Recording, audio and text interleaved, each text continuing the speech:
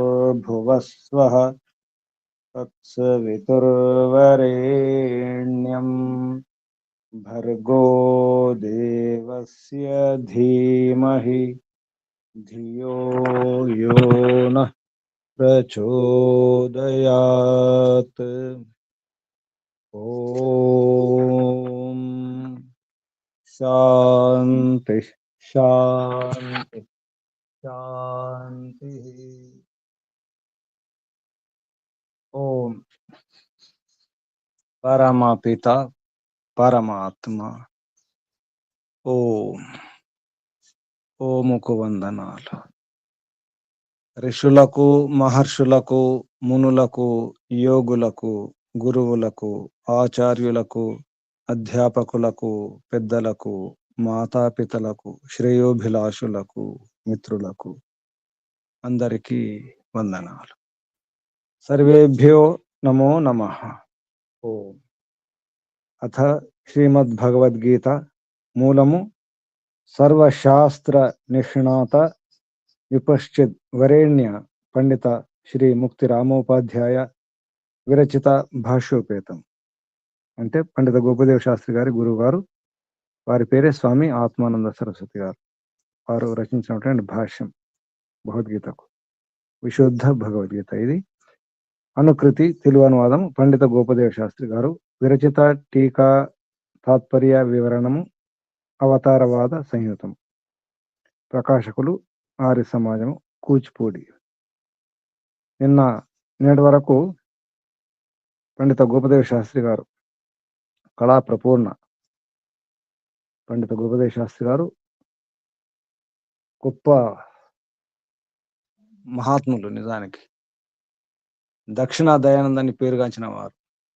దక్షిణ భారతదేశంలో అటువంటి పండితులు లేరు అని ప్రసిద్ధి. అటువంటి వారు ఈ భగవద్గీతకు బంగారానికి తావి అబ్బినట్లు అంటారు. బంగారం ఉంది కానీ దానికి సుగంధాలు, సువాసన అద్దితే ఎలా ఉంటుంది, అలా వారి గురువు గారు రచించినటువంటి విశుద్ధ భగవద్గీతకు ఇంకా వివరణ రాస్తూ చాలా అందాన్ని తెచ్చిపెట్టినారు. నిన్నటి వరకు వారి విజ్ఞప్తిని మనం అధ్యయనం చేసినాము. ఈరోజు వారి గురువు గారు స్వామి ఆత్మానంద సరస్వతి గారు వారు ఎందుకు రాయాల్సి వచ్చింది, ఈ భగవద్గీత, ఈ భాష్యము ఎందుకు శుద్ధం చేయాల్సి వచ్చింది అనే విషయంలో వారు ప్రస్తావన పేరుతో రాయడం జరిగింది. సంస్కృతంలో శ్లోకం, దానికి తెలుగులో శ్రీ రాఘవరెడ్డి గారు తెలుగులో అనువాదం చేయడం జరిగింది. ఓం ప్రస్తావన. యాతం యస్తని తని ఇమానమేవన అఖిలం విశ్వాయుష పర్యయే తంతుం సృష్టిమయం పునర్వితను తే యజ్ఞాభిధం కేవల కర్మ ఏతత్ ఖలు కామత విరహితం తస్యానిశం చింతయన్ ఆచర్తుం ప్రభవేయం ఇతి అతితరాం అభ్యర్థయే తం ప్రభుం అని ముక్తిరామోపాధ్యాయులు గారు ఒక శ్లోకం సంస్కృతంలో రాయడం జరిగింది. దానికి శ్రీ రాఘవరెడ్డి గారు జగము యుగాతిపాతమున సర్వము తానవముంది బిందగన్ మగుడ నివండు సృష్టిమయ మంజుల సూత్రము యజ్ఞరూపమున్ నిగుడగా జేయునో యతని నిర్మల కామ విహీన కర్మమున్ బొగడుచు తద్విధాచరణము గన నా ప్రభు నెంతు నిత్యమున్ అని తెలుగులో అనువాదం చేయడం జరిగింది. అంటే జగము ఏది ఉందో ఇదంతా కూడా పరమాత్మ యొక్క నిర్మల కామ విహీన, అంటే నిష్కామ కర్మతో చేయడం జరిగింది.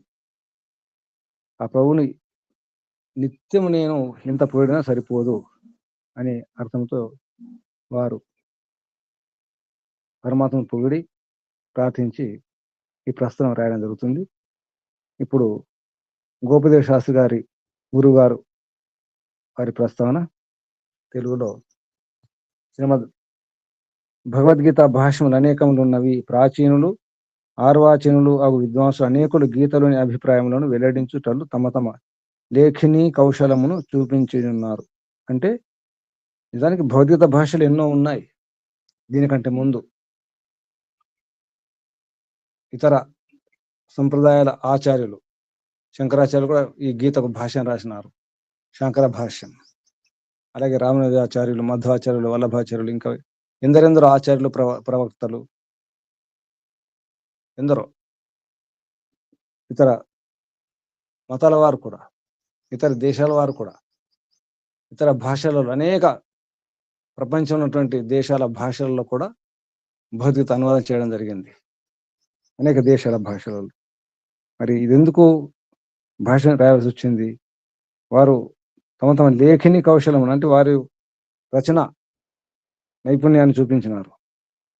ఎంత అద్భుతంగా రాసినారు. కొందరైతే గీతా శ్లోకం పద్య రూపం రాసినారు, కవితల రూపం రాసినారు, రకరకాలుగా ఎన్నో రకాలుగా ప్రయత్నం చేసినారు.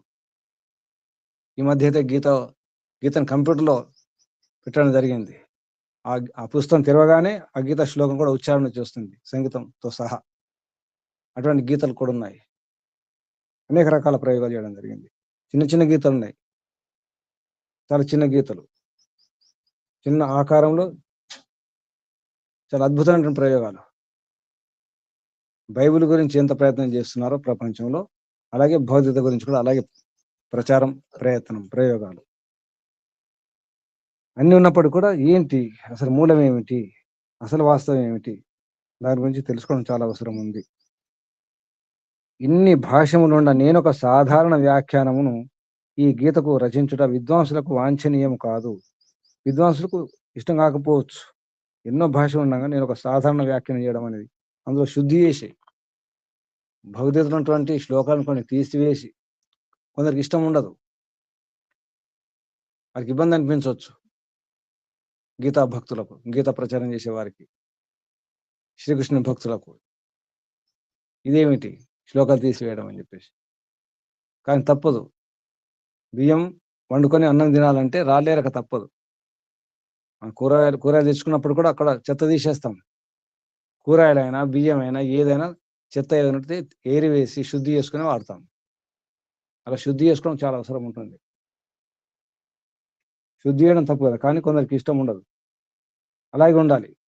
బియ్యంలో రాళ్ళు ఉన్నా పర్వాలేదు, ఎంత చెత్త ఉన్నా పర్వాలేదు, కూరగాయల్లో, పప్పుల్లో, ఉప్పుల్లో అలాగే ఉండాలి, ఉన్నట్టు ఉండాలి అనుకుంటాం. కొందరు మురికే ఇష్టపడతారు, అశుద్ధి ఇష్టపడతారు. అలా ఉండాల్సిందే, చెత్త ఉండాల్సిందే. రోజు స్నానం చేయని వారు కూడా ఉంటారు, అదే ఇష్టం వారికి, అదే నచ్చుతుంది, అటువంటి వారు కూడా ఉంటారు. అది కాదు నిజానికి. మన తల్లిని తండ్రిని ఎవరైనా తిడితే ఊరుకుంటామా? ఊరుకోం కదా. మరి కృష్ణుని తిడితే కృష్ణుడు జారుడు, చోరుడు, వెన్న దొంగని, అసలు వెన్న దొంగతనం చేసిన అవసరం లేదు కదా. ఎందుకు జారుడు, చోరుడు, ఎందుకు వ్యభిచారి, అసలు 16,000 మంది గోపకల్లి ఉన్నారా? ఇవన్నీ కూడా ప్రశ్నలే. అందుకే శుద్ధి చేయవలసి వచ్చింది. ఎందుకంటే భగవద్గీత చాలా గొప్పది. దాని అర్థం భగవంతుని గీత, భగవంతుని మాట కదా, భగవంతుని ఉపదేశం కదా.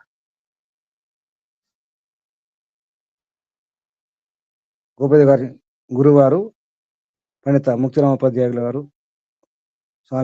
స్వామి ఆత్మానంద సరస్వతి గారు ఏమంటున్నారంటే, కానీ నా భావనలను దాచుకున్నట ఉచితం కాదని ఎంచి అందులోకి పూనుకుంటుంది. ఇందులోకి అంటే ఈ భాష రాయడం, శుద్ధి చేయడం, దీనికి పూనుకున్నాను, స్టార్ట్ చేసినాను అని వారు ప్రస్తావనలో చెప్పడం జరుగుతుంది. ఇక్కడ చదవండి. భగవద్గీతను స్వాధ్యాయం చేయుచున్నప్పుడు అందులో ఎన్నో శ్లోకములు ప్రక్షిప్తములుగా దోచుచుండేవి. అక్కడ చదవండి, ఎవరైనా పుస్తకంలో ఉన్నవారు. నమస్తే గురుజీ. చూడండి అమ్మా, భగవద్గీతను స్వాధ్యాయం చేయుచున్నప్పుడు, అక్కడ నుంచి భగవద్గీతను స్వాధ్యాయము చేయుచున్నప్పుడు అందులో ఎన్నో శ్లోకములు ప్రక్షిప్తములుగా తోచుచుండేవి. అందువలన గీత యందు ఒక నిర్ణీత సిద్ధాంతము అన్వేషించి ప్రకటించుట సులభము కాదనిపించేది. సాంప్రదాయిక భాష్యములను ఎన్నింటిని చదివి చూచినను గీత యందలి కొన్ని అంశములను వారి సిద్ధాంతములను బలపరచుటకు వీలుగా మార్చుటకు అనేక ప్రయత్నములను చేసినట్లు స్పష్టమగును. అంతకంటే వారేమి చేయగలరు?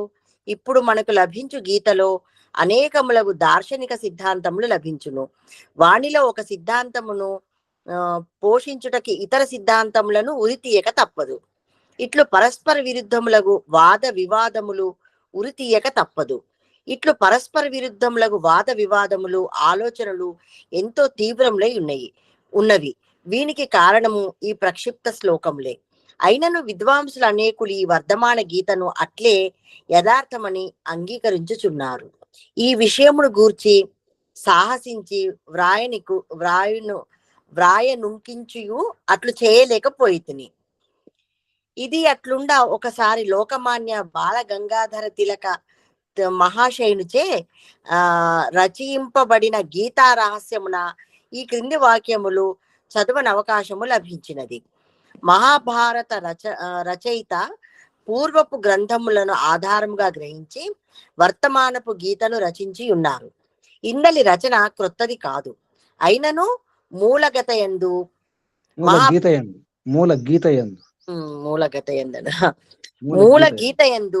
మహాభారతకారుడు పరివర్తనమేమియూ చేయలేదని చెప్పశక్యము కాదు.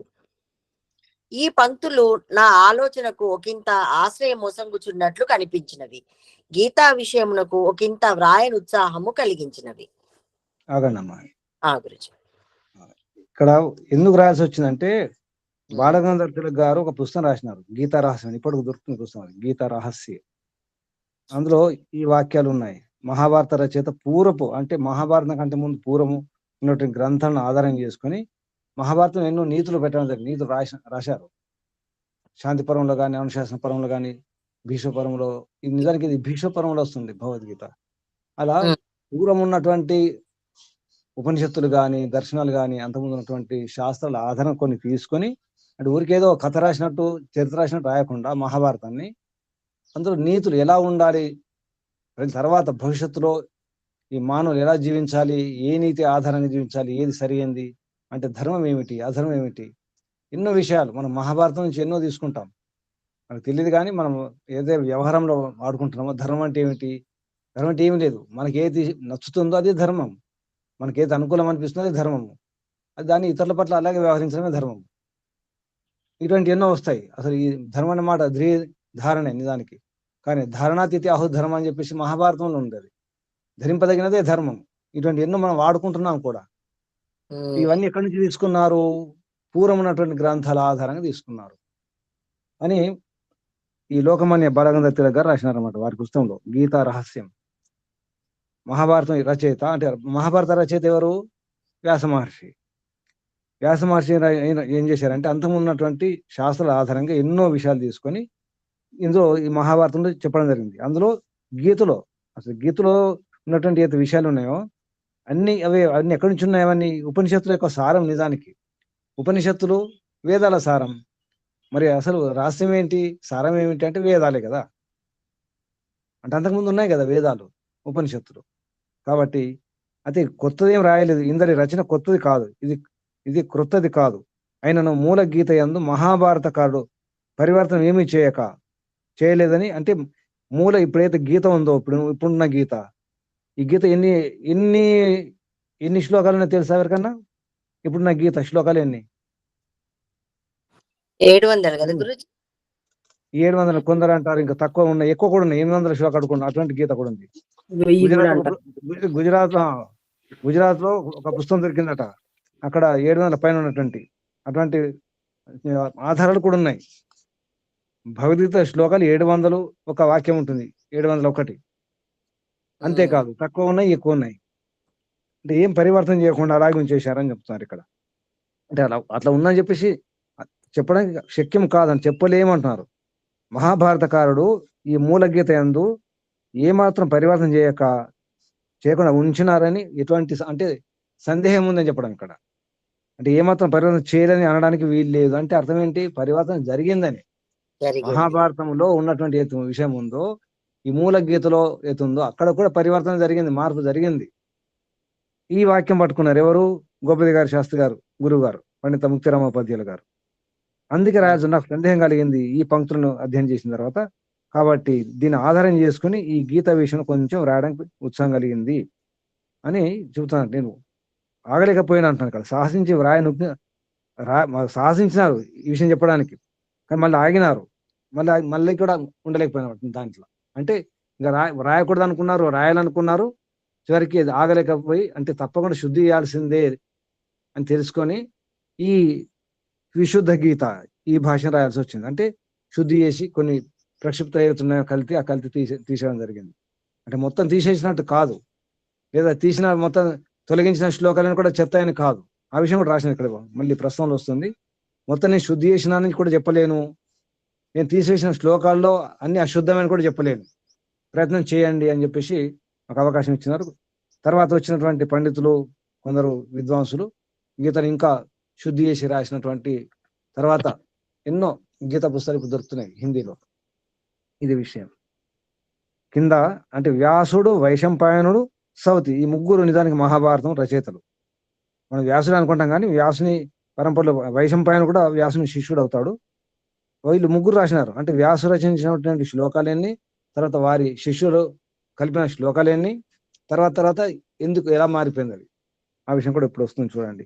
వ్యాసుడు, వైశంపాయనుడు, సౌతి అను ముగ్గురు మహాభారత రచయితలని రావు బహాదూర్ చింతామణి రావు వైద్యులు రాసి ఉన్నాడు అని చెప్తున్నారు. చెప్పండి. వ్యాసుడు వ్యాసుడు జయనామక. వ్యాసుడు జయ నామక గ్రంథమును మాత్రము రచించినట్లు అభిప్రాయపడుచున్నాడు. ఆగండి, ఇది అసలు మహాభారతం కాదు పేరు. ఆ, జయ అసలు నిజానికి అంటే జయం జరిగింది కదా, జయం కలుగు కాకంటాం కదా. మహాభారతం కానీ భారతం కూడా కాదు, మహాభారతం కాదు, జయ అసలు పేరు. ఇప్పుడు మహాభారతం అంటున్నాం కానీ జయ అసలు పేరు. మనం మహాభారతం తీస్తే మొట్టమొదటి శ్లోకం అదే ఉంటుంది, జయం ఉదీరని అది పదం వస్తుంది. అంటే నేను జయను ప్రకటిస్తున్నాను అని చెప్పేసి వ్యాస మహర్షి యొక్క మొదటి శ్లోకం. తెలుగులో కూడా శ్లోకం అదే ఉంటుంది. ఈ నన్నయ్య తిక్కన్న ఎర్రన అయితే అన్నదానం చేసినారు తెలుగులో, అక్కడ కూడా ఈ శ్లోకం ఉంది. దానికి సంబంధించిన పద్యం కూడా ఉంది తెలుగులో. దాని పేరు జయ. ముందు జయ చెప్పండి. అందరి శ్లోక సంఖ్యను అందలి శ్లోక సంఖ్యను నిర్ణయించుటకు ఆధారము లభింపనందున తన అభిప్రాయమునతడు ప్రకటింపడయ్యే. ఆ జయ నామక గ్రంథమున కొన్ని శ్లోకములను చేర్చి దానిని భారతమని వైశంపాయనుడు నామకరణమునర్చి ఉన్నాడు. వైశంపాయన భారతం అన్నాడు. అసలు జయనామక గ్రంథం కొన్ని శ్లోకాలను చేసి, కొన్ని శ్లోకాలు అంటే 2-3 కాదు, కొన్ని వేయిలే నిజానికి. కొన్ని అంటే 2-3 కాదు. అసలు వ్యాస మహర్షి అప్పుడు ముందు రచించినటువంటి శ్లోకాలు 5400 లేదా 4600 ఉంటాయి అంతే జయ. తర్వాత మళ్ళీ అన్ని కలిపి వారి శిష్యులు అంత మళ్ళీ వారి ముందర వారు ఉన్నప్పుడే, వ్యాస మహర్షి ఉన్నప్పుడే వారి యొక్క అనుమతి తీసుకొని ఇంకా కొన్ని రాయడం జరిగింది. అంటే నీతులు ఉండాలి కదా, కేవలం చరిత్ర మాత్రమే కాదు, ఏదో కౌరవులు పాండవులు వారి చరిత్ర కాదు, నీతులు ఉండాలి కదా. తర్వాత ప్రపంచానికి అందించాలి భవిష్యత్తులో రాబోయే కాలంలో మానవులకని ఉద్దేశంతో ఇంకా కొన్ని నీతులు పెట్టడం జరిగింది. అన్ని కలిపి 10,000 శ్లోకాలు నిజానికి అంతవరకే. అంటే వ్యాస మహర్షి వారి శిష్యులు ఒప్పుకున్నది, అప్పుడు అంగీకరించినటువంటి శ్లోకాలు 10,000 శ్లోకాలే. ఇంకా కొన్ని కలిపి ఇంకా రాయడం జరిగింది. తర్వాత భారతమైన దాని పేరు. వైశంపాయనుడు దానికి నామకరణం చేయడం జరిగింది భారతం అని. ఇది విషయం. తర్వాత వైశంపాయన విరచితమగు ఈ భారతమున 2400 శ్లోకములు ఉన్నట్లు. కాదు 24,000 అది ఇంకో 0 పెట్టుకోండి గురుజీ. 2 పక్కన కామా ఉంది గురుజీ. మొత్తం 24,000 అవి. 24,000 గురుజీ. మొత్తం 24,000 అవుతాయి. 24,000 శ్లోకములు ఉన్నట్లు చింతామణిరావు వైద్యులు నిర్ణయించిరి. వారి ఈ నిర్ణయము ఆది పర్వమున సౌతి వ్రాసిన అనుక్రమణికపై ఆధారపడి ఉన్నది.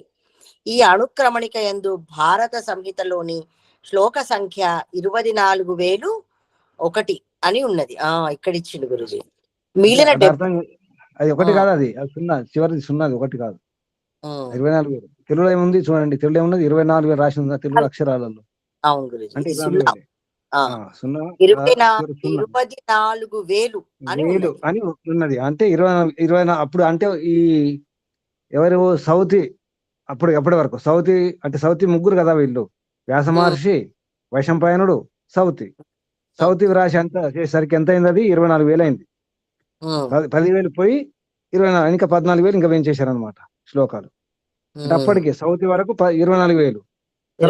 తర్వాత మనకు సత్యార్థ ప్రకాశం 11 సములాసంలో వస్తుంది. మహాభారతంలో శ్లోకాలు ఏంటంటే దాంట్లో వస్తుంది. అంటే భోజరాజు సమయం వరకు ఒక ఒంటి ఎంత బరువు వస్తుంది అంత అయిందట. అక్కడ వర్ణిస్తారు మహర్షి. ఒక ఒంటి మోయగల బరువు అయిందట మహాభారతం. ఇప్పుడు మొత్తం 1,00,000 శ్లోకాలు అని చెప్పేసి అప్పుడు ఇప్పుడు 1,00,000 కూడా దాటి ఉంటాయి. 1,20,000-30,000 దాకా ఉండొచ్చు. ఇప్పుడు అప్పుడు చూపిస్తున్నారు. ఇంకా మనకేం అర్థం కాదు. కింద రాసిన చూడండి, మిగిలిన 76,000 శ్లోకములు ఆఖ్యానములకు చెందినవి. 76, 24 మొత్తం ఎంత? 1,00,000. ఇట్లు మొత్తము మహాభారతమున 1,00,000 శ్లోకములు నేడు ఉపలబ్ధమగుచున్నది. అందువలన మహాభారతం ఇప్పుడు మహాభారతం జయ పేరు పోయింది, భారతం పోయింది, ఇప్పుడు మహాభారతం అన్నమాట. మహాభారతం పేరు మారింది. జయ భారతము మహాభారతం. ఇప్పుడు 1,00,000 శ్లోకాలు.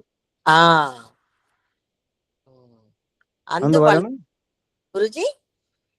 ఈ 70 ఇప్పుడు 1,00,000 దాటినాయి. ఇంకా ఇప్పుడు 1,00,000 రాశారు ఇక్కడ, కానీ 1,00,000 దాటినాయి. అందువలన ఈ 76,000 శ్లోకములు సౌతి రచన అని వైద్యుల అభిప్రాయం. ఏ వైద్యులు? చింతమణిరావు వైద్యుల యొక్క అభిప్రాయం. ఇట్లీ గ్రంథము గొప్పది అయినందున మహాభారతం అని పిలువబడన ఆరంభమయ్యను. గొప్పది గ్రంథం పెరిగిపోయింది కదా, శ్లోకాలు బరువైపోయింది పెరిగిపోయింది కాబట్టి మహా అయిపోయింది. మహాభారత పదములలో ఇట్టి విభేదము కనిపింపకుండాను విషయ విభాగమును అనుసరించి సంహిత సంఖ్య వేరుగను ఆఖ్యానముల సంఖ్య వేరుగను లెక్కించినట్లు తోచుచున్నది. అంటే మూలం, అంటే సంహిత అంటే మూలం ఏదైతే శ్లోకాలు ఉన్నాయో అవి సంహితను తీసుకోవచ్చు. ఆఖ్యానం కొన్ని కథలు, ఆ కథలు, ఈ కథలు చాలా. ఇప్పుడు మనము పంచతంత్ర కథలు ఉన్నాయి కదా, పంచతంత్రముల కథలు ఎక్కువ మటుకు మహాభారతం కథలు తీసుకున్నారు విష్ణు శర్మ గారు. పంచతంత్రంలో మహాభారతం ఎన్నో కథలు ఉన్నాయి, ఆ కథల్లో కొన్ని కథలు తీసుకున్నారు పంచతంత్రంలో. మీరు గమనిస్తే తెలుస్తుంది. పంచతంత్ర కథలు ఏదైతే కొన్ని ఉంటాయో అవి మహాభారతంలో కూడా ఉంటాయి. ఆఖ్యానం అంటే కథల రూపంలో అర్థం చేయించడానికి రూపకాల రూపంలో, కొన్ని అలంకార రూపంలో, కథల రూపంలో చెప్పడం జరిగింది. అంటే పక్షులు మాట్లాడతాయి, జంతువులు మాట్లాడతాయి, ఆ రకంగా అంత కలిపి ఈ విధంగా పెరిగిపోయింది అనమాట. చింతమణిరావు వైద్యులు చింతామణిరావు వైద్యులు వైశంపాయనుని సాక్షాత్తుగా వైశంపాయనుని సాక్షాత్తుగా వ్యాస శిష్యుడుగా అంగీకరించి ఉండినట్లు లేదు. కారణమేమనా జనమేజయుడు సర్పయాగము చేసిన సమయమున వైశంపాయనుడు ఉన్నాడు, వ్యాసుడు మహాభారత కాలంలో ఉన్నాడు. అందువలన వైశంపాయనుడు వ్యాసుని శిష్య పరంపరలో చేరిన వాడని అతడు అభిప్రాయపడుచున్నాడు. కానీ మహాభారతమున వైశంపాయనుడు వ్యాసునకు సాక్షాత్ శిష్యుడే అని ఉన్నది. శిష్యుడే. మహాభారతం ఎలా మొదలవుతుంది? స్టార్టింగ్ లో జనమేజయుడు, సర్పయాగము, పరీక్షిత్తు అన్ని వస్తాయి కదా, కథ చెప్తుంటారు కదా గురుజీ. మహాభారత కథ చెప్పేది ఎవరు? వైశంపాయనుడే స్టార్ట్ అయ్యేది. అంటే అర్థం ఏంటి? వ్యాసుని యొక్క శిష్యుడే. సుమంతుడు, జైమిని, పైలుడు, శుకుడు, వైశంపాయనుడు ఎల్లరూ పర్వతము మీద వ్యాసుని దగ్గర వేదమును చదువుచుండిరని అందున్నది. అది అప్పుడు ఒక పర్వతం మీద జైమిని, పైలుడు, శుకుడు, వైశంపాయనుడు వీళ్ళందరూ కలిసి వ్యాసం మహర్షి దగ్గర వేదం చదువుకుంటున్నారు. తర్వాత కిందికి దిగుతారనమాట. ఇక చూడండి, ఇంతే కాక వ్యాసుని ఆజ్ఞను అనుసరించి వారు వేదములను విస్తరింపజేయుటకై క్రిందకి దిగిరనియు అందుచూడనగును. వ్యాసకాలపు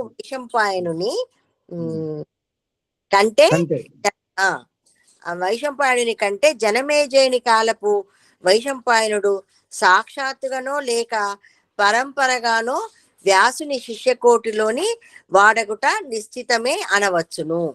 అంటే సాక్షాత్ గాని లేదా పరంపర ఏదో రకం మొత్తం వ్యాసుని శిష్యుడే, వ్యాసుని శిష్యకోటిలో వాడే. ఇది మాత్రం సత్యం, నిశ్చితం. ఇది ఉమ్. మరియును మరియు ఆది పర్వమును ఆది అది పర్వమున పర్వం ఉన్న అరవది పర్వమున మూడవ 60 63 ఉమ్, ఆది పర్వమున 63వ అధ్యాయపు 90 90వ శ్లోకం. 63 90 ఉమ్, 63వ అధ్యాయంలో 90 శ్లోకం. 90 శ్లోకమునందు ఆ 5గురు శిష్యులను వ్యాస మహర్షి నుండి మహాభారతము చదివి 5 భారత సంహితలు రచించినట్లు ఉన్నది. మిగిలిన అంటే 4 అమ్మా, అంటే మహాభారతం ఇప్పుడు 5 సంహితలు ఉన్నాయి. ఇది కొత్తగా వింటున్నాం గురుజీ. కొత్త యూనిట్ కాదు. మహాభారతం ఏమంటారు? పంచమం అంటారు కదా, పంచమవేదం అంటారు కదా. ఆ మహాభారతం ఏమంటారు? పంచమవేదం అంటారు కదా. ఆ అంటే పేరు ఇప్పుడు గుర్తుందా? మన 4 వేదాలు కాక 5వదని అనుకున్నాం గాని ఇవి 5 ఉంటాయండి. పంచమ వేదం అంటే అర్థం అయిందా? ఇప్పుడు వేరే అర్థం వచ్చింది. ఆ పంచమం అంటే ఇప్పుడు 4 వేదాలు కాదు, 5వ వేదం కాదు. దీని అర్థం కాదు. ఏంటి? మహాభారత పంచమవేదం అంటే 5 సంహితలు ఉన్నాయి. ఉమ్, మహాభారతానికి 5గురు శిష్యులు 5 సంహితలు రాసినారు. పంచమ సంహితలు అంటే 5 సంహితలు. ఉమ్, మహాభారత పంచమ సంహిత అంటే సంహితలు ఉన్నాయి కాబట్టి వేదం అన్నారు. పంచమ వేదం అంటే మన ఆ వేదం అని కాదు. ఋగ్వేదం, యజుర్వేదం, సామవేదం కాదు. కాదు. ఈ 5 సంహితలు ఉన్నాయి మహాభారతంలో. అందుకే ఉమ్, పంచమవేదం అన్నారు. పంచమ వేదం అన్నారు. మిగిలిన 4 భారత సంహితలు కాలగర్భమున విలీనమై ఉండవచ్చును. అది ఈ వైశంపాయనుని భారత సంహిత మిగిలి ఉండవచ్చును. ఉమ్. కానీ వైశంపాయనుడు వ్యాసుని శిష్యుడగుటం చేసి అతని భారతమునకు వ్యాసుని భారతమే ఆధారమై ఉండును. ఉమ్. అందువలన వైశంపాయనుని భారతమునకును వ్యాస భారతమునకును మధ్య మతభేదం ఉండదనియే ఎంచవలేను. ఇప్పుడు ఆగండి అమ్మా. వైశంపాయన భారతం వేరుంది, పైన భారతం వేరుంది, ఇతర శిష్యుల భారతాలు వేరున్నాయి. 5 భారతాలు ఉన్నాయి. 5గురు శిష్యులు ఉన్నాయి కదా గురుజీ. ఇక్కడ 5 రాసిండ్రు. ఐదుగురు శిష్యులు 5 భారతాలు రాశారు. ఆ అందులో వ్యాస మహర్షిది ఒప్పుకునే ఒకటి ఉంటుంది అంతే. మిగిలిన 4 భారతాలు ఎక్కడ ఉన్నాయి? మిగిలిన 4 భారత సంహితలు కాలగర్భంలో విలీనమైపోయినాయి, కలిసిపోయినాయి, ఎక్కడో లుప్తమైపోయినాయి. ఇంకా 4 ఉన్నాయి, ఎక్కడున్నాయో. అంటే ఇప్పుడు ఉన్నది వైశంపాయనుడిదా గురుజీ? వైశంపాయనుడిదే ఉన్నది. అంటే ఉన్నది. వ్యాసుడు అంత ఒకటే మిగిలింది. ఉమ్, వైశంపాయనుడు శిష్యుడు, వైశంపాయనుడు రచించినటువంటి ఆ మహాభారతం ఒకటి ఉన్నది. ఉమ్, అది కూడా పెరిగిపోయింది, కల్తీ జరిగింది. కలిపి వైశంపాయనుడు వేదములను చదివిన వాడగుటం బట్టి అతని భారతము కూడా వేద సిద్ధాంతములకు ఉపనిషత్తు సిద్ధాంతములకు ఎక్కువ దూరంగా ఉండరాదు. ఇప్పుడు కానీ ఏమైంది అంటే వైశంపాయనుడు వేదవేత్త, వేద విద్వాంసుడు, వేదం చదివినాడు. కాబట్టి ఏమవుతుంది? మా భారతం కూడా వేద సిద్ధాంతానికి అనుకూలంగా ఉంటుంది కదా. ఉపనిషత్తుల సిద్ధాంతానికి అనుకూలంగా ఉండాలి కదా. ఎక్కువ దూరంగా ఉండరాదు, ఎక్కువ దూరం ఉండకూడదు, సిద్ధాంతం దూరం ఉండకూడదు కదా. సిద్ధాంత విరుద్ధంగా ఉండకూడదు. ఎందుకంటే వైశంపాయనుడు వేదవేత్త, వేద విద్వాంసుడు, వేదాధ్యయనం చేసినాడు. వేద విరుద్ధంగా ఎందుకు రాస్తాడు? రాయలేడు కదా. వేద సిద్ధాంతానికి, ఉపనిషత్తుల సిద్ధాంతానికి దగ్గరగా ఉండాలి, దూరంగా ఉండడానికి వీలు లేదు. కానీ సౌతి ఒక కథకుడు. పూర్తి ఒక కథకుడు. మహాభారతం నందలి వ్యాఖ్యానములన్నీ అతడే రచించెను. కావున అతడు శ్రోత వినోదార్థము కథల నల్లుటలో సిద్ధాంతములను అంతగా ధ్యానం ఉంచుకొని ఉండకపోవుట అసంభవము కాదు. ఆగండి అమ్మ. ఇప్పుడు ఏమర్థమైంది? వైశంపాయనుడు పర్వాలేదు, వేదాలను అధ్యయనం చేసిన వాడు, వేదవేత్త, వేద విద్వాంసుడు. మిగతా వారు జైమిని గాని వాళ్ళందరూ కూడా. కానీ సౌతి తర్వాత వచ్చినవాడు, నిజానికి అప్పుడున్నవాడు కాదు. మహాభారతం ఇంకా రుచికరంగా ఉండాలి, ఆకర్షణీయంగా ఉండాలని చెప్పేసి కథలు పెట్టడం జరిగింది. ఈ పంచతంత్ర కథ ఎంత బాగుంటాయి. ఇప్పుడు పిల్లలకి ఏది ఇష్టము? ఏది ఇష్టం? కార్టూన్ ఛానల్ ఇష్టం కదా. కార్టూన్ ఇష్టం పిల్లలకి, పక్షులు అవన్నీ మాట్లాడుతుంటే. అంటే మహాభారతాన్ని ఒక రుచికరంగా చేయడం జరిగింది, ఆకర్షణీయంగా కథల రూపంలో పెట్టి. కథలు ముఖ్యమైన కానీ కథలో నీతి. ఇప్పుడు కూడా మన కథలు విన్న తర్వాత మనకు కథలో నీతి తెలుసా, కథలు తెలుసా? సినిమా చూసిన తర్వాత సినిమా నీతి ఎవరికైనా గుర్తుంటుందా? సినిమా కథ ఆ డైలాగులు అవి గుర్తుంటాయా? సినిమా చూసిన తర్వాత ఎవరికైనా నీతి పట్టుకుంటారా? అందులో నీతి ఏముందని చెప్పేసి, లేదా కథ విన్న తర్వాత కూడా. అలాగే మహాభారతంలో అసలు నీతి పోయింది, నీతి మర్చిపోయినారు, కథలు పట్టుకున్నారు. ఇది సౌతి చేసినటువంటి సౌతి కథకుడు కదా. ఇంతకీ సౌతి ఎవరు గురుజీ? 5 శిష్యులలో సౌతి లేడుగా. తర్వాత పరంపరలో సౌతి ఈ ముగ్గురు కదా. ముందు వచ్చింది కదా, వ్యాసుడు, వైశంపాయనుడు, సౌతి. ఈ ముగ్గురు మహాభారతం రచయిత అని చెప్పడం జరిగింది కదా. రావు బహదూర్ చింతరావు గారు ముగ్గురు అసలు సౌతి తర్వాత వచ్చినవాడు.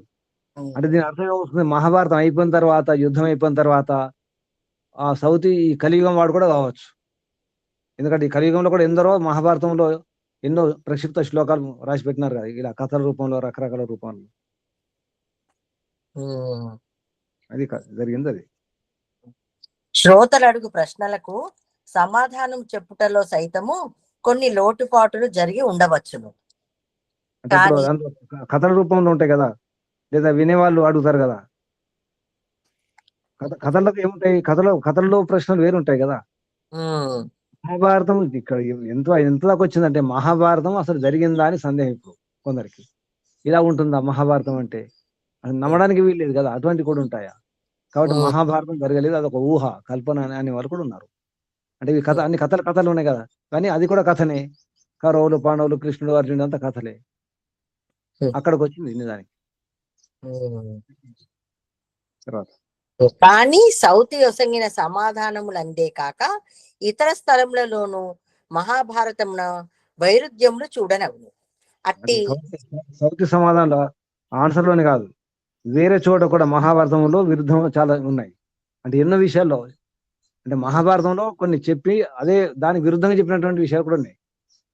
ఉపదేశాలు, విషయాలు అంటే పూర్తి పరస్పర విరుద్ధం. చెప్పిందే చెప్పడం, అటువంటి ఎన్నో విషయాలు. కొన్ని ఎగ్జాంపుల్ రాయడం జరిగింది.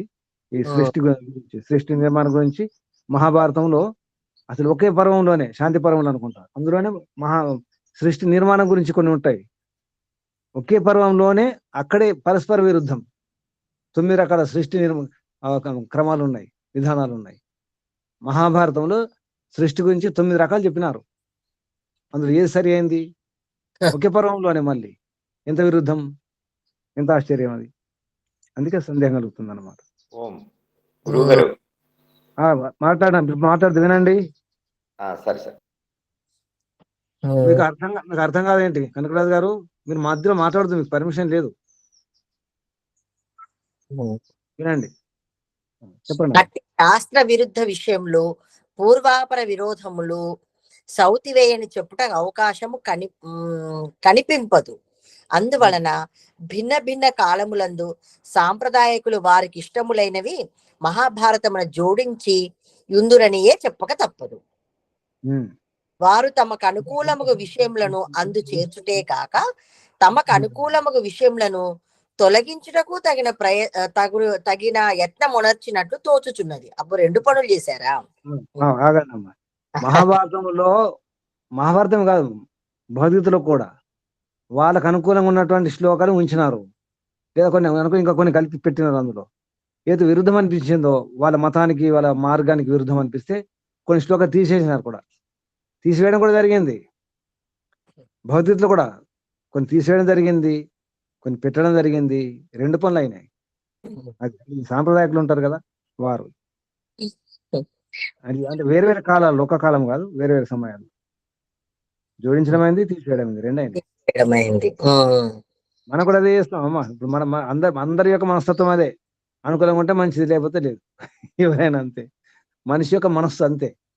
గురుజీ, ఇంత పెద్ద గ్రంథంలో ఎలా సాధ్యమైంది వాళ్ళకి? సాధ్యమే కదా మరి. ఇప్పుడు కల్తీ చేయడము, ఎక్కువ ఉన్న దాంట్లో కల్తీ చేయడం ఈజీ కదమ్మా. 10 క్వింటాల బియ్యంలో 1 కిలో ఇసుక కలపచ్చు కదా, రాళ్ళు కలపచ్చు కదా. అదే ఈజీ కదా మరి. కల్తీ చేయడం ఎక్కువ ఉంటేనే కల్తీ చేయడం ఈజీ కదా. బాగా పాలు ఉన్నాయి అనుకోండి, ఒక 1000 లీటర్ పాలలో ఒక 10 లీటర్ పాలు కలపచ్చు, నీళ్లు కలపచ్చు కదా. తెలియదు. బుద్ధి ఇక్కడ బాగా బుద్ధి అన్నమాట, చాలా బుద్ధి ఉంటుంది అనమాట. ఈ విషయంలో మాత్రం కల్తీ చేయడంలో బుద్ధి బాగుంటుంది మనుషులకు.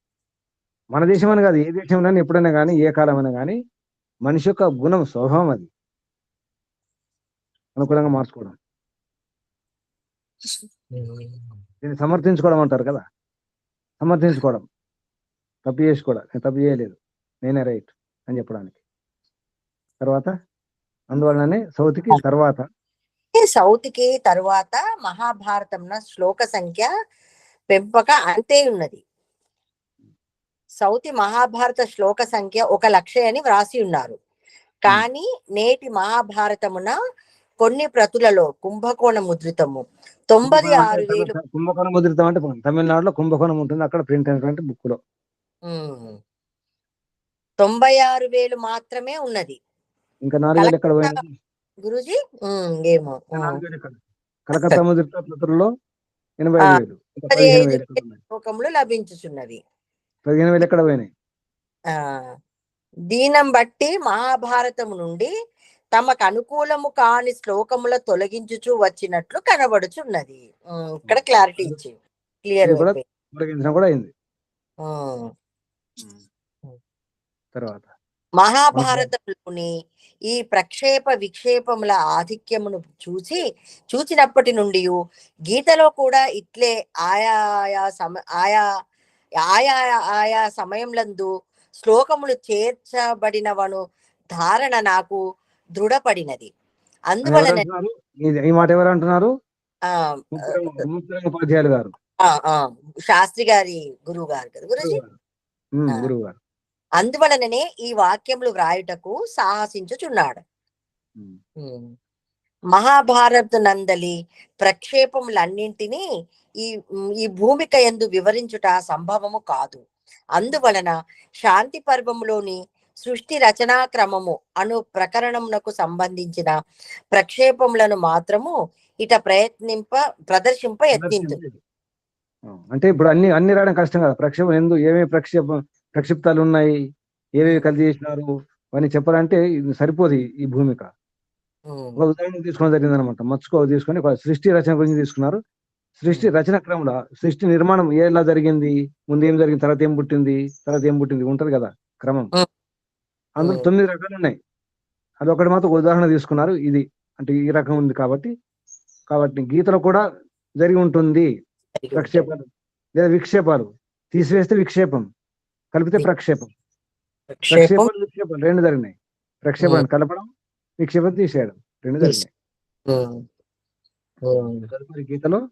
గీతలోనే కాక మహాభారతమునందంతటను ప్రక్షేపములు ఎక్కుడుగా ఉన్నవని పాఠకులకు తెలియుటకే ఇదియు ఇట ప్రదర్శించుచున్నాడా. ఈ పాఠకులకు తెలియాలి కదా. ఎగ్జాంపుల్ ఇస్తున్నారు అంతే.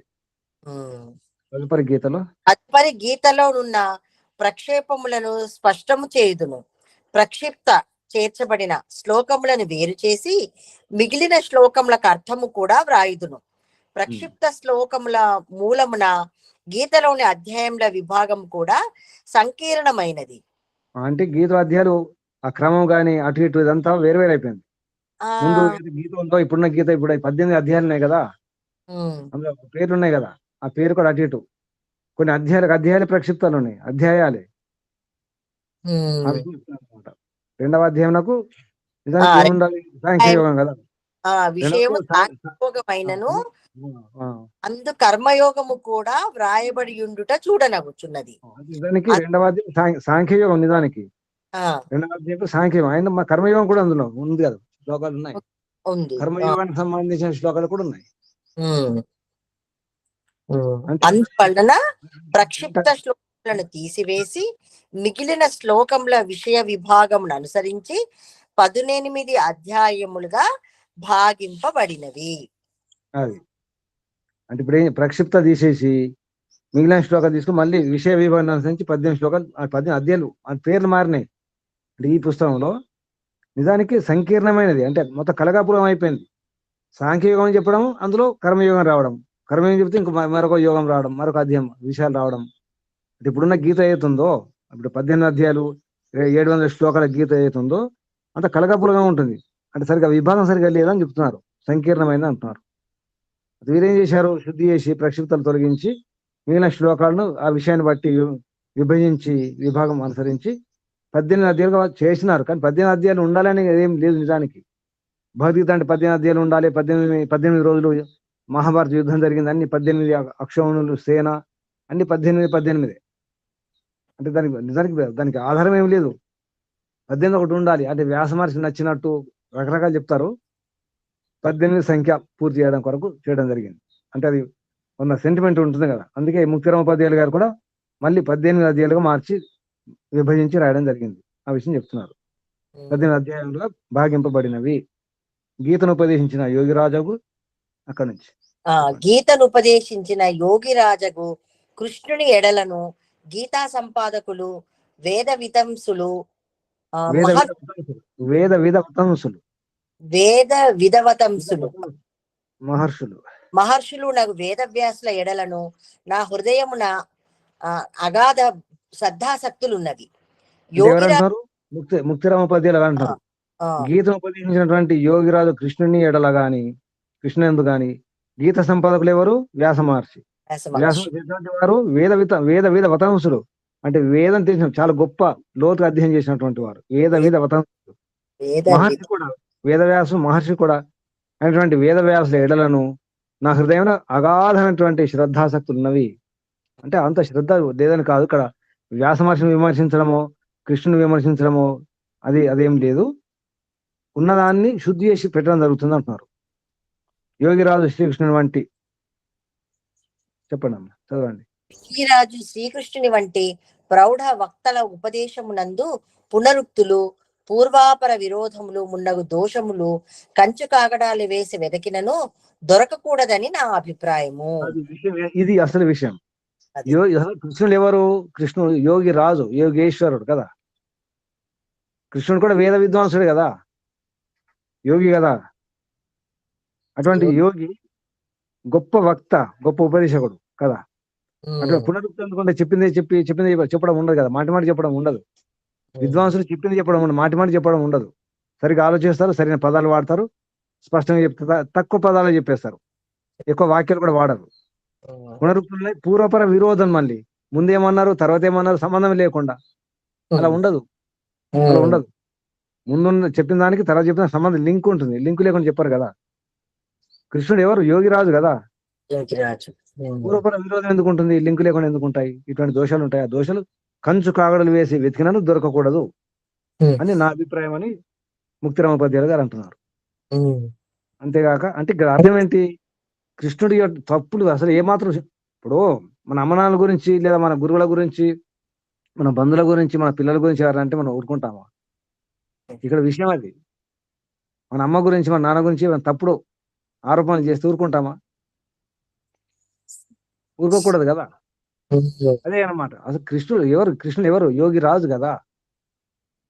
అటువంటి కృష్ణుడు తప్పులు ఎందుకు చెప్తారు? పునరుక్తులు మాటి మాటికి సంబంధం లేకుండా వేద విరుద్ధంగా చెప్పిందని మళ్ళీ ఖండించుకునే విధంగా. ఒక్కోసారి మనం చెప్పి మనం ఖండించుకుంటాం, ఒక్కోసారి అనుకోకుండా ఆలోచించకుండా మాట్లాడితే. కాదు అవును అని అంటాం, తప్పు అంటాం, అవును తప్పు చేసిన అంటాం. అది ఎప్పుడు అంటాం? ఆలోచించకుండా మాట్లాడితే. కృష్ణుడు అటువంటి వ్యవహారం చేయడు కదా, సామాన్యుడు కాదు కదా. మరి అటువంటిప్పుడు అట్లా ఉండకూడదు, తప్పులు ఉండకూడదు. కృష్ణుడు ఎటువంటి తప్పు లేదు నిజానికి. అసలు పుట్టినప్పటి నుంచి చనిపోయే వరకు మధ్యలో అసలు ఇప్పుడు అబద్ధాలు ఆడలేట, అసత్యం కానీ అధర్మం కానీ వేద విరుద్ధమైన వ్యవహారం చేయలేదు కృష్ణుడు. అటువంటి కృష్ణుడిని ఏం చేస్తారు? కృష్ణుడు రాసలీలని అవని ఇవని అన్ని చెప్తుంటారు కదా బయట వ్యవహారంలో. ఎక్కడుంది మహాభారతం? ఇప్పుడు ఈ ప్రక్షిప్తాలు ఉన్నటువంటి మహాభారతంలో కూడా లేదు. అది పెద్ద వింత నిజానికి. మహాభారతంలో కృష్ణుడి గురించి జారుడు చోరుడు ఇవన్నీ ఏమి లేవు. రాధా గురించి కూడా లేదు, గోపికల గురించి లేదు. అది భాగవతం, ఇది అర్థం చేసుకోవాలి.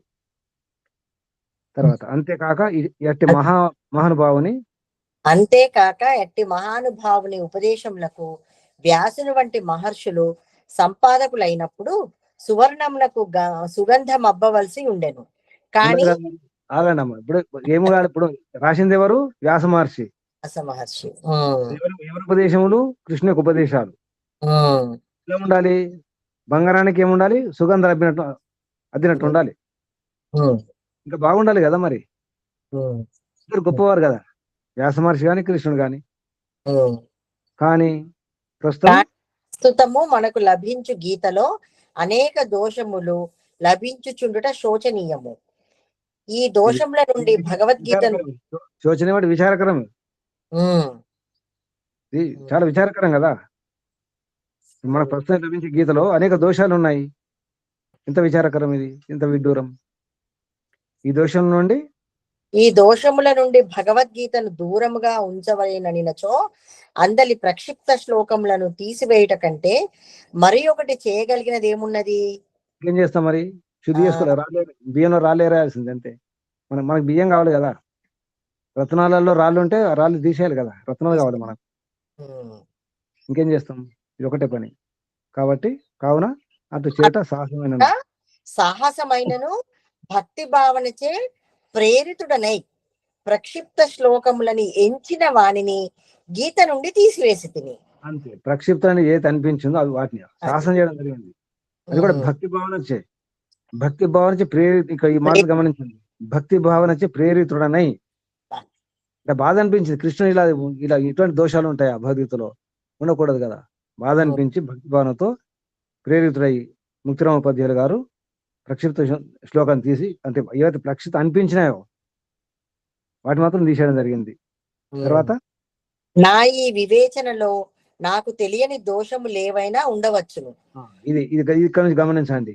నేను నా వివేకాన్ని బట్టి, నా బుద్ధిని బట్టి, నా విద్వత్తును బట్టి, నాకు తెలిసిన వాటిని, నా బుద్ధిని బట్టి కొంత శుద్ధి చేయడం జరిగింది.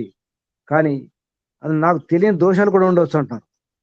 అంటే తీసేదంటే మంచి శ్లోకాలు కూడా తీసేసి ఉండొచ్చు, లేదా కొన్ని దోషాలు ఉన్నటువంటి శ్లోకాలు అట్లా ఉంచి ఉండొచ్చు. అంత పొరపాటు ఇక్కడ ఇలా పెద్ద మహావిద్వాంసులు నిజానికి వీరు చాలా గొప్ప మహావిద్వాంసులు. అయినా వారు చూడండి ఎంత వినయంతో వినమ్రతను చూడండి. తర్వాత ఏమన్నారు? ఈ దోషములను దయతో నాకు తెలుపుదురు గాక, అది విద్వాంసులను నతమస్తకుడనే ప్రార్థించుచున్నాడు. తల వంచి ప్రార్థిస్తున్నాను, నతమస్తకునే ప్రార్థిస్తున్నాను, మన దోషం అంటే తెలపండి, నా దాంట్లో కూడా తప్పులు ఉండవచ్చు అంటున్నారు. ఆయన ముందు రాబో సంస్కరణ దిద్దుకొనగలను, ముందు రాబోవు సంస్కరణలో దిద్దుకొనగలను. నేను వ్రాసిన దానికి తర్కమే ఆధారము. నేను ప్రక్షిప్తములని నిర్ణయించిన శ్లోకములే కాక వేరు శ్లోకములు ప్రక్షిప్తములు కావని చెప్ప సాధ్యము కాదు. నేను ప్రక్షిప్త కొన్ని తీసినాను కదా నిర్ణయించి, ఇక వేరు కూడా ప్రక్షిప్తం ఉండవచ్చు, లేవని చెప్పడానికి సాధ్యం కాదంటున్నారు. మళ్ళీ ఇంకో వాక్యం చూడండి, నేను ప్రక్షిప్తంలోని తీసివేసిన శ్లోకములు అన్ని కూడా ప్రక్షిప్తంలే అని గట్టిగా చెప్పవాలనుకోవడం. అది కూడా ప్రక్షిప్తం తీసేసిన కదా, అందులో అవి ప్రక్షిప్తం వల్లే, అవి అందులో దోషాలు ఉన్నాయి అనడం కూడా వీలు లేదు, గట్టిగా చెప్పలేను. గీతలో చెప్పండి. గీతలో ఎల్లప్పుడు ఇప్పుడున్న 10 అధ్యాయములు కలవనియు నిశ్చయింపను అనువు కాదు చెప్పేసి 18 అధ్యాయాలు ఉండాలని ఏం లేదు. ఎప్పుడు ఇవే 10 ఇలాగే ఉండాలి, 18 ఉండాలి అని ఏం లేదు. కారణమేమనా వైష్ణవ సంప్రదాయమునకు సంబంధించిన ప్రక్షిప్త శ్లోకములు గీతలో ఎక్కువగా ఉన్నవి. అంటే వైష్ణవ సంప్రదాయం అంటే ఎవరు? రామానుజాచార్యులు. వాళ్ళకి సంబంధించిన ప్రక్షిప్త శ్లోకాలు చాలా ఉన్నాయి అంటున్నారు. ఆ సంప్రదాయము మహాభారత కాలంలో లేనే లేదు. ఏ సంప్రదాయం లేదమ్మా. శంకరాచార్య అద్వైతం లేదు, విశిష్ట అద్వైతం లేదు, ద్వైతం లేదు, ఏది లేదు. నిజానికి మహాభారత సమయంలో ఏ మతాలు ఉన్నాయి, ఏ సంప్రదాయాలు ఉన్నాయి? ఏమి లేవు. ప్రపంచం అంతా ఒకే మతం, వేద మతమే, లేనే లేదు. మరియు వైష్ణవ సంప్రదాయము ద్వారమున ప్రక్షేపములు తీసివేసినప్పుడు గీతలో 18 అధ్యాయములు ఉండవు కదా.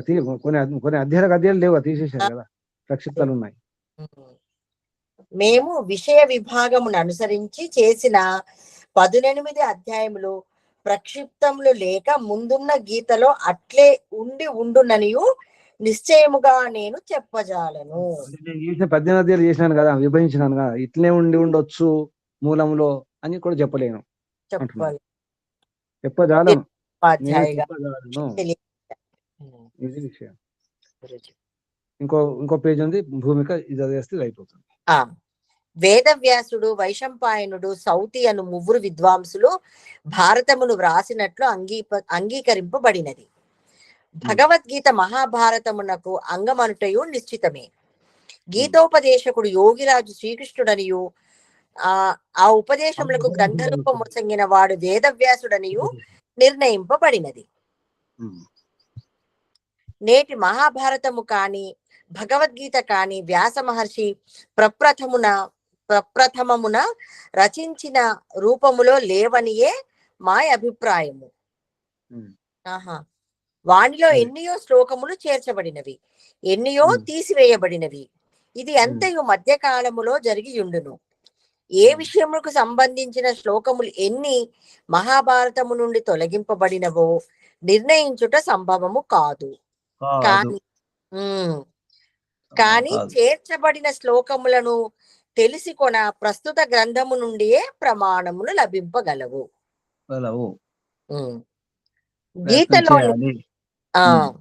గీతలోని ప్రక్షిప్తములను యుక్తియుక్తముగా నిర్ణయించుటకు గాను మహాభారతంలోని ప్రక్షేపములన యుక్తి ప్రమాణముల మూలమున సిద్ధము చేయుట ఆవశ్యకము. కారణమే గురుజీ కారణమేమన గీత భారతమునకు అంగము. భారతమున గల ప్రక్షిప్తములను చూచి తదుపరి గీతలోని ప్రక్షిప్తములను చూపవచ్చును.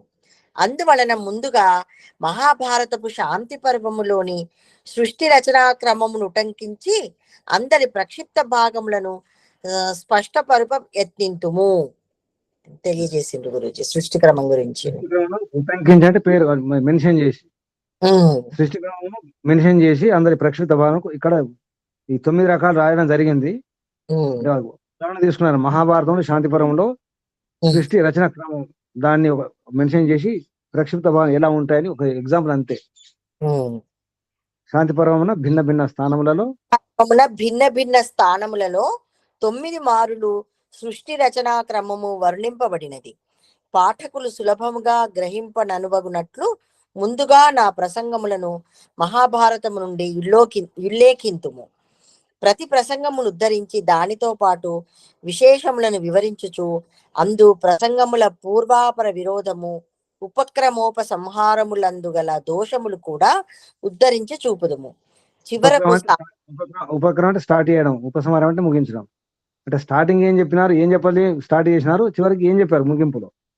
లింక్ ఉండాలి కదా.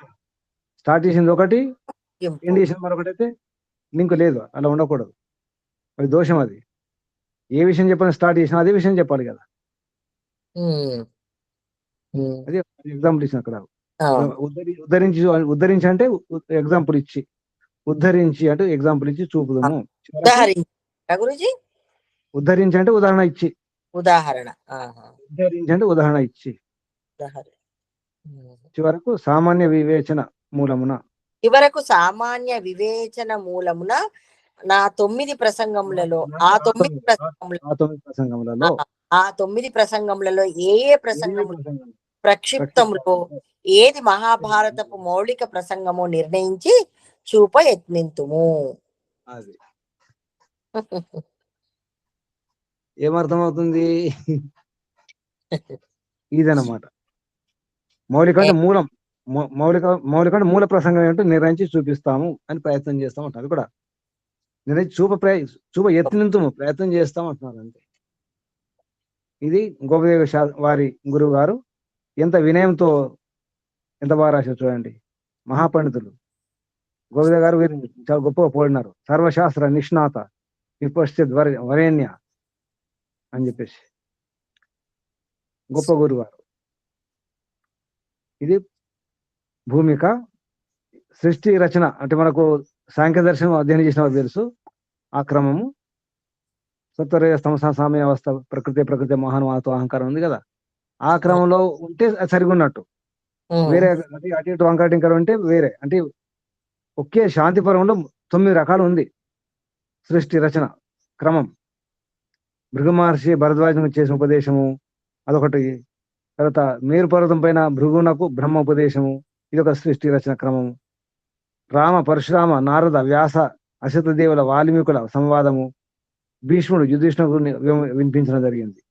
అంటే రాముడు పరశురాముడు నారదుడు ఏదైతే వాళ్ళు మాట్లాడుకున్న వాల్మీకుల సంవాదము, ఆ విషయాన్ని భీష్ముడు ధర్మరాజుకు వినిపించడం జరిగింది. అదొక సృష్టి రచన క్రమం. ఇలా ఎన్నో ఉన్నాయి. శుకదేవుడు వ్యాస ఉపదేశము అదొకటి. దేవతా నారద సంవాదము ఇదొక సృష్టి రచన. తర్వాత జనక వశిష్ఠ సంవాదం, అంటే మహాభారతంలో రామాయణం కాలం నాటి విషయాలు కూడా తీసుకున్నారు. జనక వశిష్ఠ సంవాదం. ఇలా యాజమాన్యకునకు జనకునకు ఉపదేశించిన సంవాదము, ఆ సృష్టి రచన క్రమము. తర్వాత కపిలుడు ఆసురికి ఉపదేశించినటువంటి క్రమము. ఇలా సృష్టి గురించి ఎన్నో ఉన్నాయి. అందులో ఏది సరి అయింది ఏది కాదు ఎలా తెలుస్తుంది? చివరిది నారదునకు విష్ణు ఉపదేశం సృష్టి రచన గురించి. ఇందులో ఏది సరి అయింది ఎలా తెలుస్తుంది?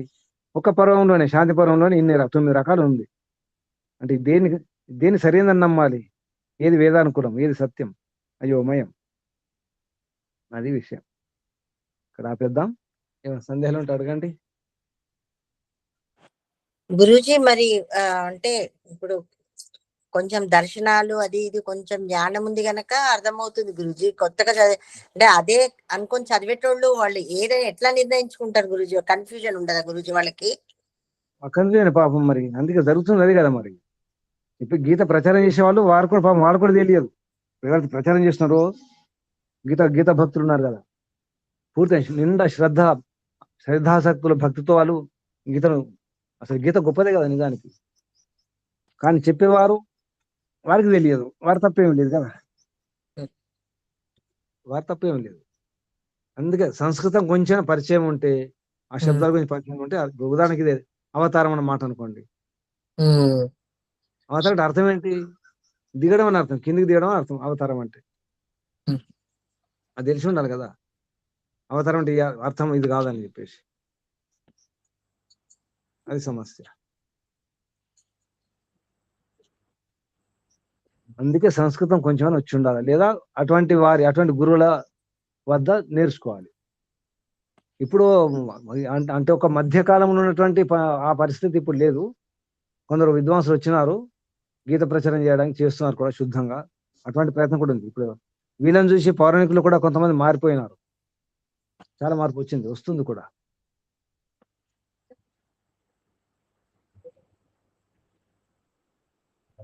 మన ప్రయత్నం మనం చేయడమే. అంటే శుద్ధంగా ఉన్నా తీసుకోవాలి, కల్తీ వద్దు మనకు. ఎక్కడ కూడా కల్తీ ఎవరు ఇష్టపడరు కదా. అందులో మహాభారతం పేరుతో ఎన్నో మహాభారతం కాదు, వేమన పద్యాలు కూడా ఎన్నో ప్రక్షిప్తాలను ఇప్పుడు. అంటే కొత్త విషయం. వేమన పద్యాలు అందరికి తెలుసు కదా, వేమన పేరు. ఆ వేమన శతకమే కాదు, 100 పద్యాలే కాదు, కొన్ని వేల పద్యాలు వేమన పద్యాలు. నా దగ్గర ఒక 1000 పద్యాలు ఉండొచ్చు. 1000 పద్యాలు నా దగ్గర పుస్తకం. 1000 పద్యాల వేమన శతకం, అంటే వేమన పద్యాలు 1000. అంటే అన్ని వేమన రచించినట్టేనా? కాదు, అలా ఉంటాయి. అంటే కల్తీ చేయడం అందరికి ఇష్టం కదా. ఇప్పుడు ఒక పాట, ఒక భజన ఉంటే దానికి పేరడిగా వేరే భజన వాడతారు కదా, అలా అన్నమాట. భజనకు మరొక భజన అలాగే ఉంటుంది. ఇంకా ప్రశ్నలు, సందేహాలు? ఏమర్థం అవుతుంది? కొత్తవారు చెప్పండి. అనురాధమ్మ గారు కొత్తవారు. మహేశ్వరి. ఓం నమస్తే. నమస్తే గురూజీ. ఏమని అర్థమవుతుందమ్మా? గీతను తిట్టినట్టు అనిపిస్తుందా? ఏమనిపిస్తుంది? లేదు గురూజీ, లేదు, తిట్టినట్టు ఏమనపడడం లేదా గురూజీ. మీరు చెప్పింది వాస్తవాలు. మా మైండ్స్ ఎట్లా అయిపోయినాయి అంటే అట్లా ఇదే ఎట్లయితే నడుస్తున్నదో వేరే గీత వింటూ వేరేవి వినడం అవుందా ఆచార్యజీ? ఇది ఫస్ట్ టైం ఇది ఇట్లా నిజమైన గీతం వినడం జరుగుతుంది. ధన్యవాదాలు ఆచార్యజీ. భగవద్గీత ఒకటే కదా మా రామాయణం కూడా, విశుద్ధ రామాయణం కూడా దొరుకుతుంది, పుస్తకాలు దొరుకుతున్నాయి ఇప్పుడు. విశుద్ధ వాల్మీకి రామాయణం కానీ, విశుద్ధ మహాభారతం కానీ అన్ని చాలా శుద్ధి చేసిన దొరుకుతాయి. కృష్ణుని యొక్క శుద్ధమైన జీవిత చరిత్ర, ఇటువంటి పుస్తకాలు వస్తున్నాయి, తెలుగులో కూడా వచ్చి ఉంటాయి ఇప్పుడు. మీరు చేస్తున్న ప్రయత్నం అమోఘం. వాస్తవాలన్నీ బయటకు వస్తున్నాయి ఇప్పుడు. ఒక సంవత్సరం పరంగా నేను వింటా ఉన్నాను ఆచార్యజీ మీవి, మీ క్లాసెస్ వింటా ఉన్నాను. కానీ మీరు ఎక్కడ ఉంటారమ్మా? అబుదాబిలో ఉంటాను గురూజీ. ఇప్పుడు ఎక్కడ ఉన్నారు? అబుదాబిలోనే ఉంటున్నాను గురూజీ. ఇక్కడెక్కడ మీద? హైదరాబాదే అబుదాబిలో ఉంటున్నాను. మీ నాన్నగారి పేరేంటి? యాదగిరి గారు. నాకు తెలిసే ఉంటారు. ఏం యాదగిరి అమ్మా? డి యాదగిరి గారు, దేవరపుల యాదగిరి గారు. తెలిసి ఉంటారు, నా పేరు తెలిసి ఉంటుంది వారికి. హైదరాబాద్ సామాన్య అందరు తెలిసిన ఆచార్య ఓం ప్రకాష్ గారు ఆర్య సమాజ్ ప్రసాద్ మంచిలో యాడ్ చేస్తుండే గురూజీ నన్ను. ఆ విధంగా నేను వీడియోస్ చూడడం మీతో కావడం అయింది. పిల్లల పరంగా కొంచెం పనులు ఉంది కాబట్టి నేను రాలేకపోయాను, కానీ రెగ్యులర్ గా మీరు వింటా ఉంటాను. చాలా అమోఘం మీరు చెప్పేవి. ధన్యవాదాలు గురూజీ. వింటుండండి, ఏమైనా సందేహాలు ఉంటే అడగండి, తర్వాత రాసి పెట్టుకోండి. శుభం. అలాగే ఇంకా ధన్యవాదాలు. కొత్త వారు ఇంకెవరు? శుభం. ఇంకెవరు కొత్త వారు? ఏమనిపిస్తుంది?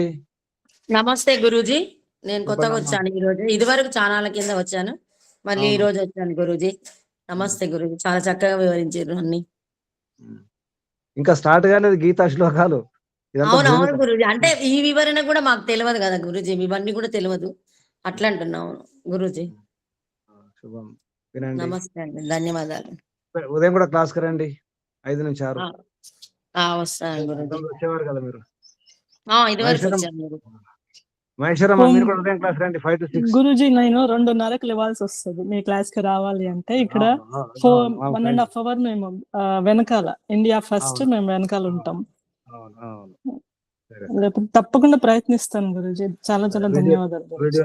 యూట్యూబ్ వినండి, వీడియోలు వినండి. అది డెఫినెట్ గా వింటాను ఆచార్యజీ, వింటా ఉంటాను. ధన్యవాదాలు. ఉమా మజోజు ఉమా గారు ఎక్కడి నుండి? ఉమా. ఇంకా కొత్త వారు ఎవరు? రవికిరణ్ గారు, రమాదేవి గారు. అమ్మ, మీకు ఏమనిపిస్తుంది? నమస్తే అండి. అంటే చాలా చాలా మార్పులు జరిగినవి, ఇంకా జరుగుతూనే ఉన్నవి. అంటే కాలానుగుణంగా వాళ్ళ ఇష్టాల ప్రకారంగా ఎవరు తోచినట్టుగా వాళ్ళు జోడించడము, తీసేయడము చేసుకుంటూ పోయింది.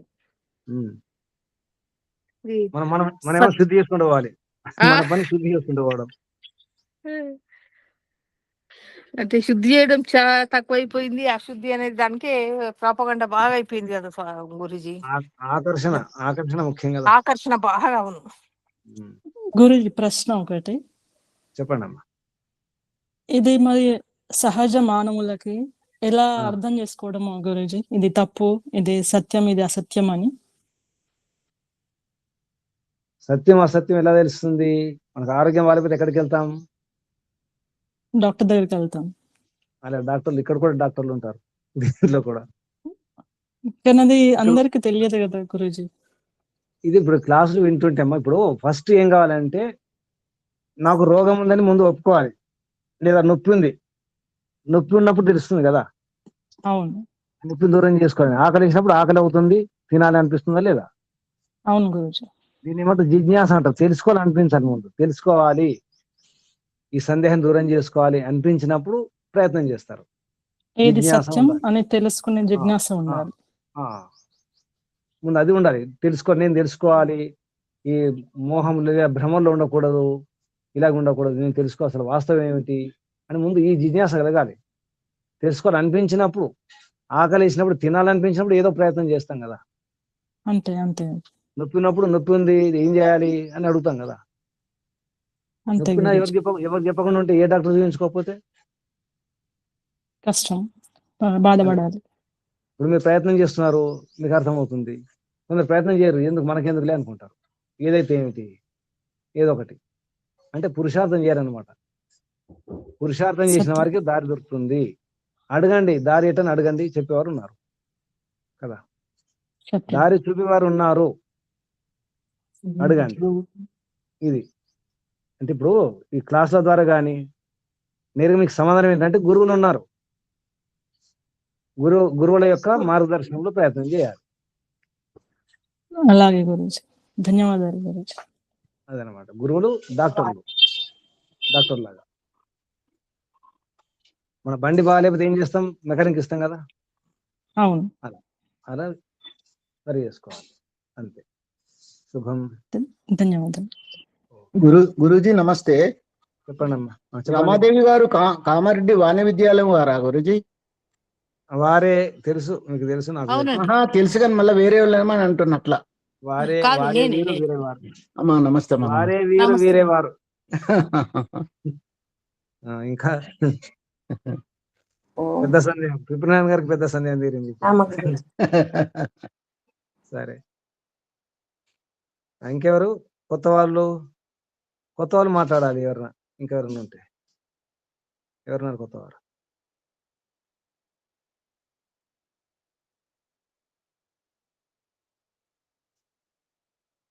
ముగించేద్దామా మరి? ముగించేద్దాం. పుస్తకాలు ఇవి ఉంచుకోండి. గోపదేవ శాస్త్రి గారి పుస్తకం కూచిపూడి ఆర్య సమాజం నుండి దొరుకుతాయి. తెప్పించుకునే ప్రయత్నం చేయండి. లేని వారు ఉన్నవారు చదువుతుండండి. ముందు చదువుకొని వచ్చే ప్రయత్నం చేయండి. నాకంటే ముందు మీరే చదవాలి. తెలుసా ఈ సూత్రం? ఇది నిన్న లక్ష్మీదేవి గారికి పంపించిన గురుజీ పంపించారు. బుక్ కోసం డబ్బులు పంపించిన. శుభం. గురుజీ నాకంటే ముందు ఇది భగవద్గీత భగవద్గీత కూచిపూడి వాళ్ళుగా. పండిత గోపదేవ శాస్త్రి గారు.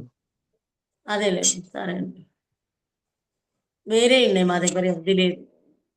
ఇది శుద్ధమైన మనకు తెలుగులో ఇది శుద్ధమైన భగవద్గీత అమ్మా. తెలుగులో సరే గురుజీ.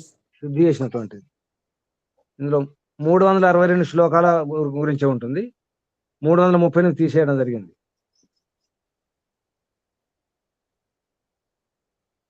తెప్పించుకునే ప్రయత్నం చేయండి. నాకంటే ముందు మీరే అధ్యయనం చేసి రావాలి. ఎందుకు? టీచర్ కంటే ముందు స్టూడెంట్ చదవాలి కదా. తప్పు పోకుండా చదవటానికి, మేము అది అడగడానికి అడగటానికి ప్రశ్నలు ముందు చదువుకుంటే ప్రశ్నలు వస్తాయి కదా. ప్రయత్నం చేయండి. మేము చేద్దామా? ముందుగా పరంపిత పరమాత్మకు ఓంకు వందనాలు. ఋషులకు, మహర్షులకు, మునులకు, యోగులకు, గురువులకు, ఆచార్యులకు, అధ్యాపకులకు, పెద్దలకు, మాతాపితలకు, శ్రేయోభిలాషులకు, మిత్రులకు అందరికీ వందనాలు. సర్వేభ్యో నమో నమః. మీ అందరికీ వందనాలు, అభినందనాలు, పరమాత్మ శుభాశిస్సులు. ఓం నమస్తే గురుజీ. నమస్తే. ఓం ఓం నమస్తే. ఓం నమస్తే.